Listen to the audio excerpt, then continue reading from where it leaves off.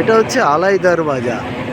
আজকে মেঘলা দিন, ওয়েদার মোটেই ভালো না, প্রচুর কুয়াশা হয়েছে চারদিকে। আর এই হচ্ছে কুতুব মিনার, এটাকে বলে আলাই দরওয়াজা। পেছনে একটা মসজিদ আছে আর একটা লোহার স্তম্ভ আছে, যা প্রায় 1200 সালে তৈরি করা হয়েছিল। সেই স্তম্ভে এখনও জং পড়েনি, সেটাও একটু দেখাবো। আর এই হচ্ছে কুতুব মিনারের উচ্চতা। এটা এখন পর্যন্ত 1 2 3 4 5 তলা রয়েছে। এটা অ্যাকচুয়ালি 7 তলা ছিল, পরে 2 তলা ভেঙে দেওয়া হয়। ব্রিটিশরা এসে 2 তলা ভেঙে দেয়।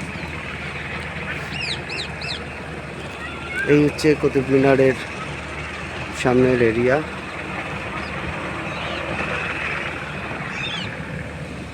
কুতুবউদ্দিন আইবক 1192 সালে এই কুতুব মিনার তৈরি করে। মাত্র একটা ফ্লোর ছিল, অর্থাৎ প্রথম তলাটা।